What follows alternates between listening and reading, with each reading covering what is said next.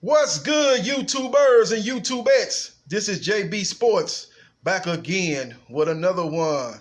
Gonna talk about the co-main event for the Porter Spence pay-per-view fight Saturday night.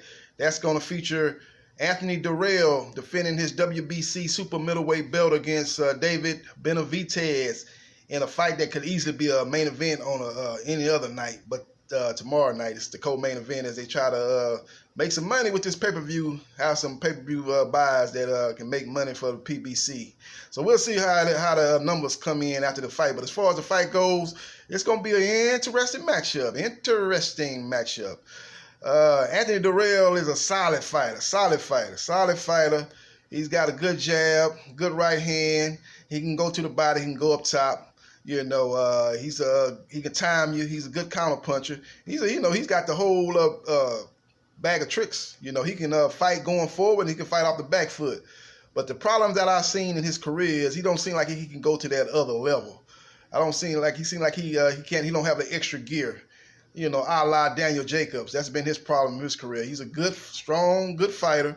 But he didn't have that extra gear, to defeat a Triple G or defeat Canelo Alvarez. And I put Anthony Dirrell in that same boat. When he fought Badu Jack, for example, Badu Jack was able to bully him up against the ropes and get off. Anthony Dirrell allowed that to happen instead of keeping that fight in the middle of the ring where he was the superior boxer. He allowed Badu Jack to bully him up against the ropes. He had his moments fighting off the ropes as he's a good guy that can kind of roll punches and take punches and get off his punches off the ropes. But he was fighting that fight in the geography that Badu Jack wanted that fight to take place against the ropes in small quarters, tight quarters, and that's not what he wants. That's not what you want to do. I see the same thing playing out against David Benaividez. David Benaividez, a much stronger puncher than Badu Jack, will be able to bully him up against the ropes to set up his fame. I ain't gonna set up his famous, but set up his left hook to the body and his left hook up under the jaw that he's knocked out and hurt a bunch of opponents with.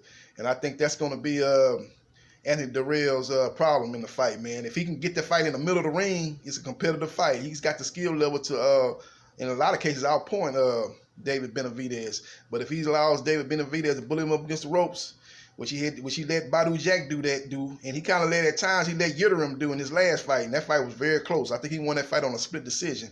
I don't know. It's something about Anthony Dirrell, man. He kind of got that mindset set up of Evander Holyfield. You hit me, I'm going to hit you back. I'm not going to try to move out the way and not get caught with that punch again. I'm going to fight back. And if you want to try to fight in a phone booth battle, I'm going to let you know I'm tough enough to fight on your terms.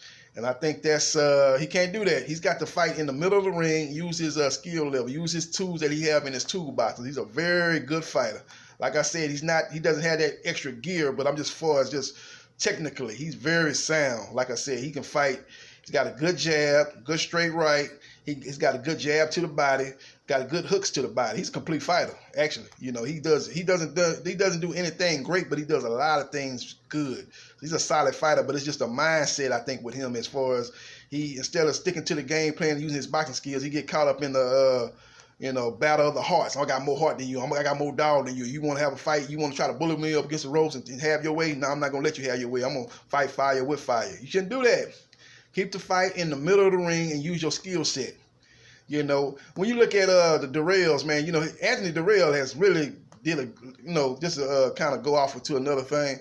Anthony Dirrell's really had a good career, man. He's overachieved, man. If you look at his talent level compared to his brother Andre is the more talented fighter, but Anthony's had the better career, accomplished more. He's a WBC super middleweight champion, and he's accomplished more because I think he's just he's got more heart, got more dog than his brother. His brother's more talented. I'm not saying his brother's weak or punk. It takes a certain amount of heart to step into that square circle. That's not easy to do. Not anybody can do that. But I'm just saying, as far as when things get tough, things get rough, Anthony Dirrell ain't backing down 1 inch. He's willing to go through that fire. I don't think Andre a lot of times didn't want to go through that fire. Look at what happened with Utasaki, and what happened with Carl Froch.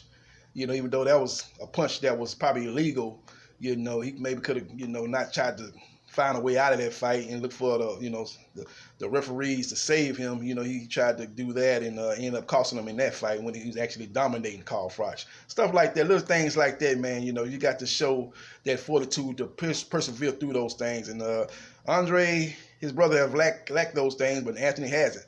So it's going to be a very, very interesting fight. But I think the problem is, David Benaividez being the harder puncher is going to bully Anthony Dirrell against the ropes, a la what Badaloo Jack did to him.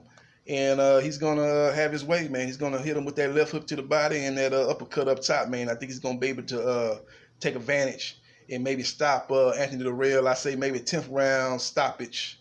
I think he stops Anthony Dirrell. Anthony Dirrell's got a lot of heart. He's going to fight through it. He's not going to let his title go easy. He's going to have his moments in the fight, but I just think his mindset is fire with fire. If you want to fight on the ropes, we can fight on the ropes. Instead of spinning off the ropes and grabbing him and then moving him back toward the middle of the ring, he chooses to stay on the ropes and fight back, and I think that's going to be his downfall Saturday night against David Benaividez, who is a guy that throws a lot of punches, man, throws a lot of punches. He throws punches in accumulation. You would think he's a welterweight. He throws punches like he's a welterweight. Andy Ruiz, another great Latino fighter, throws punches like he's a middleweight, man. But he's got a lot of hand speed, very fast, very fast. Anthony Dirrell is fast too, so he's not like he's in there with a guy that can't compete with his speed, man. So that's going to be very interesting to see. Now, David Benaividez. Now, when you look at when he fought, probably his best opponent on his resume is probably Gabriel, and he fought him. And the first fight was a barn burner. I don't know. David Benaividez fought the wrong style of fight. He got in there and went toe-to-toe and didn't worry about any kind of defense. It took a lot of shots, and that was a barn burner. And he was able to win that fight in a very close, disputed decision. I thought he pulled it out, but it was very close, very close. I thought he won that fight around 7 rounds to 5, but it was a lot of close rounds in there, a lot of back and forth action. In the rematch, he chose to box a little bit more, and he was a little bit more defensively responsible, and he was able to pick apart around Gabriel. As Gabriel kind of complained after the fight that, hey man, I thought it was gonna be a toe-to-toe battle, man. You fought more defensive this time. I guess he wanted him to go through that unnecessary war like he did the first time, and David Benaividez was smarter than that. So David Benaividez has learned from that fight, and he's aggressive like he was in that first and second fight, but he's a little bit more defensive responsible. But I do notice that when he has an opponent hurt, David Benaividez goes for the kill, and he's willing. He sometimes leaves himself open when he goes in for the kill. So that might give Anthony Dirrell opportunity once he is hurt to kind of catch him coming in, because he kind of goes for the kill, man. And that's just nice. That's a lot of fighters. When you go in for the kill, you're leaving yourself open to get caught. But you might be willing to take that chance because it's a boxing, man. You don't get paid for overtime. You don't want to never give an opponent another chance to recover and come back and maybe catch you with something and knock you out. When you got a chance to get a guy out of there, you jump on that chance. Let's look at Klitschko when he hurt Anthony Joshua in their fight. He didn't step on the gas. He chose to try to be more cautious and maybe wear him down and catch him later on in the fight, and that opportunity never happened again. And he ended up getting stopped in the 10th round. Wasn't it 10th or the 11th round? He ended up getting knocked out by Anthony Joshua. So that's the thing. That's the thing that a boxer always got to weigh when he hurts the opponent. Does he go in for the kill? He's got to kind of analyze how hurt the opponent is. If you got a guy badly hurt, yeah, go in for the kill. If you got a guy that's he hurt, he's hurt enough where if you jump on him and land some more punches, you can get him up out of there. And it's that fine line between that, or okay, I can jump on him, but he's hurt, but he still got his gathering. If I walk in there and try to unload him and leave myself open, he can catch me with something and maybe hurt me worse than I just hurt him. So that's just always the gauge that a fighter got to do once he hurts an opponent. But I noticed that about David Benaividez, that when he hurts an opponent, man, he goes in for the kill, and sometimes he leaves himself wide open. So look for that in the Anthony Dirrell fight, because I think he was going to hurt Anthony Dirrell, and he's going to go in for the kill because he's been talking about a knockout leading up to this fight. So we'll see what transpires. But I got David Benaividez 10th round TKO in a very good fight, in a very action-packed fight. Anthony Dirrell is going to show a lot of heart. He's going to have his moments, but I just think his mindset is he kind of fights with his heart instead of his mind too much for me. And I think that's going to be a downfall, as he's going to get bullied on the ropes, And I think that's when David Benaividez is going to land something, land something that's going to hurt him. And I think what he lands is going to be that left hook to the body and that left hook up under the jaw. And I think that's what's going to get Anthony Dirrell in bad trouble. And I think that's going to be his downfall. But as he goes in for the kill, Anthony Dirrell is going to have a chance to maybe catch him once he is hurt, and maybe catch him with something that maybe can hurt David Benaividez. So watch out for that. I don't think that's going to happen. I think he's going to end up breaking him down and stopping him in the 10th round. Like I say, on the ropes, TKO. Referee jumps in and stops him. Too many punches taken and unanswered by Anthony Dirrell, and I think it's going to get waved off.